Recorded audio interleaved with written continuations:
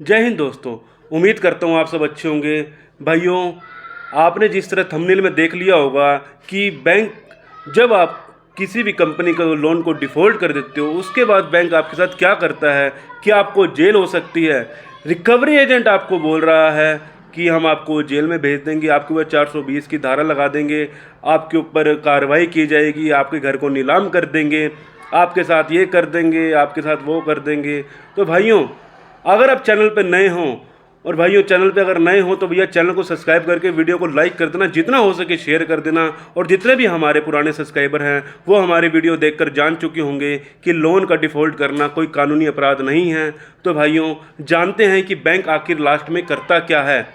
भाइयों, आपने किसी एक बैंक से लोन लिया, मतलब बैंक का मतलब आपने किसी अनसिक्योर्ड लोन लिया, आपने किसी एनबीएफसी कंपनी से 50-100 कंपनियां पड़ी हैं प्ले स्टोर के ऊपर, जिसके ऊपर कई सारी कंपनियां तो बैन हो चुकी हैं।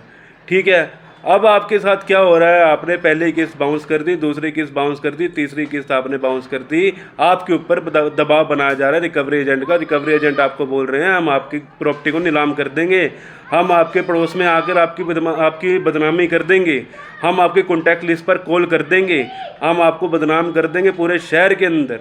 तो भाइयों, क्या ये एक रूल है?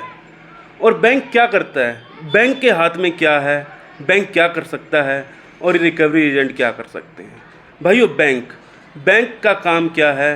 बैंक सबसे पहले आपकी पहली ईएमआई डिफ़ॉल्ट होने के बाद आपकी जो रिपोर्ट है भाइयों वो जाती है क्रेडिट ब्यूरो में, जो कि आपका क्रेडिट रिपोर्ट जहाँ पर चेक होती है कि भैया इस बंदे ने हमारी पहले किस्त को बाउंस कर दिया है। तो भाइयों, आपका थोड़ा क्रेडिट जो स्कोर होता है वो डाउन होना शुरू हो जाता है। वो पहली ईएमआई डिफ़ॉल्ट होने के बाद ही आपका जो क्रेडिट स्कोर है वो डाउन होना शुरू हो जाता है।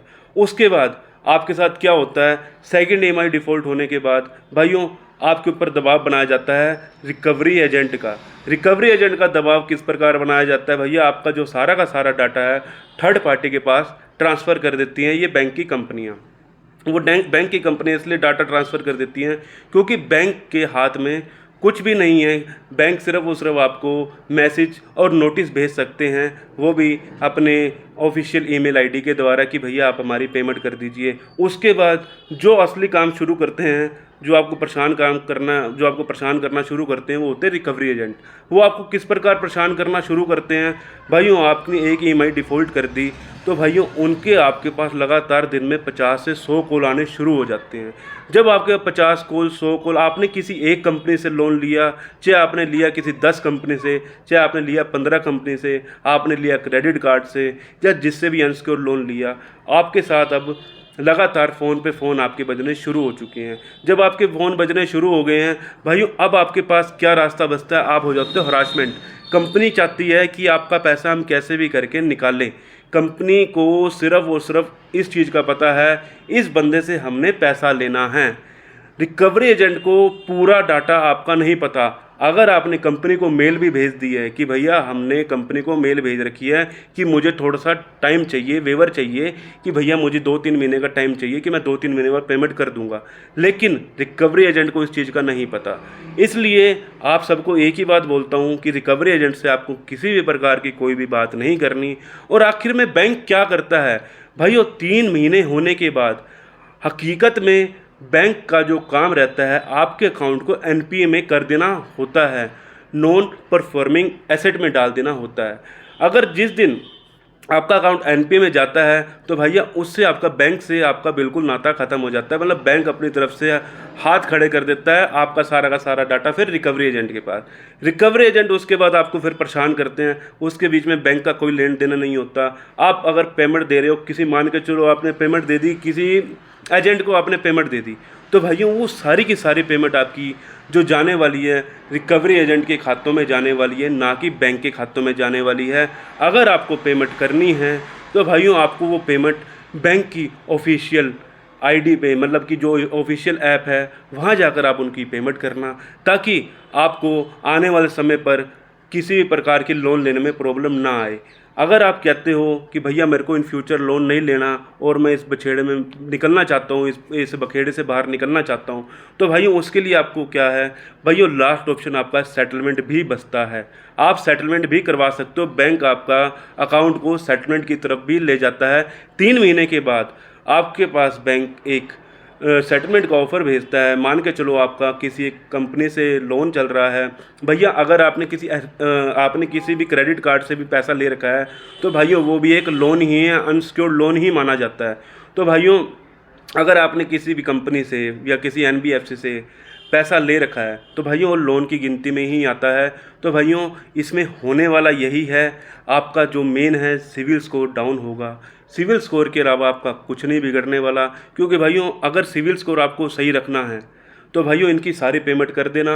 अगर आप सिविल स्कोर को नहीं चाहते कि भैया मैं इन फ्यूचर लोन नहीं लेना चाहता, तो भैया सेटलमेंट का ऑफ़र आएगा आपके पास। मान के चलो आपने 1 लाख का लोन लिया है भाइयों, 1 लाख का लोन अब आप 35,000 रुपये में, 40,000 रुपये में, मतलब कि आपकी ऑफ़र के ऊपर है। प्रिंसिपल अमाउंट से 35-40% में आप अपने आराम से सेटलमेंट करवा सकते हो। मेरे पास एक किसी क्लाइंट का, मतलब कि किसी कस्टमर का कह लो या किसी सब्सक्राइबर का मेरे पास फ़ोन आया भाइयों, वो इतना परेशान था। उसके 13 कंपनियों से, एनबीएफसी से प्लस ये क्रेडिट कार्ड से उसके लोन चल रहे थे।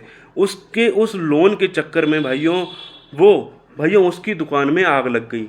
ना ही उसकी दुकान का इंश्योरेंस हो रखा था, ना ही उसकी दुकान पे कोई उसने ऐसा वैसा कोई इंश्योरेंस कुछ भी नहीं करा रखा था।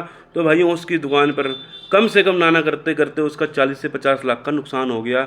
और उसके पड़ोस में भी उसकी आग का जो हिस्सा था उसकी पड़ोस में भी चला गया, जिस कारण उसके पड़ोस में भी आग पहुंच गई। भाइयों उसके पड़ोस का भी उसको मुआवजा देना पड़ गया। अब बैंक वाले उसको परेशान कर रहे हैं कि हमारा पैसा दो, हमारा पैसा दो, हमारा पैसा दो। भाइयों ऐसा नहीं है कि आपके साथ कोई कानूनी कार्रवाई की जाएगी। कानूनी कार्रवाई तब की जाती है जब आप जानबूझकर डिफ़ॉल्ट करते हो। जानबूझकर डिफ़ॉल्ट करने वालों को बैंक को पता है कि जानबूझकर कौन डिफ़ॉल्ट कर रहा है। आपके अकाउंट में पड़े हैं 50 लाख रुपए और आप बैंक को पैसा नहीं दे रहे, तो भाइयों वो है जानबूझकर डिफ़ॉल्ट करना। अब आपके अकाउंट में ही 25 रुपये पड़े हैं और आपने डिफ़ॉल्ट कर रखा है। पहले आपके अकाउंट स्टेटमेंट अच्छी थी और आपकी अब स्टेटमेंट अच्छी नहीं है, तो भाइयों इसमें आपकी गलती नहीं है, आपकी किस्मत की गलती है। आपके साथ जो नुकसान हुआ है उसकी भरपाई भाइयों मिलकर ही होती है। आप बैंक के साथ वेवर कर सकते हो, अपने सेटलमेंट करवा सकते हो।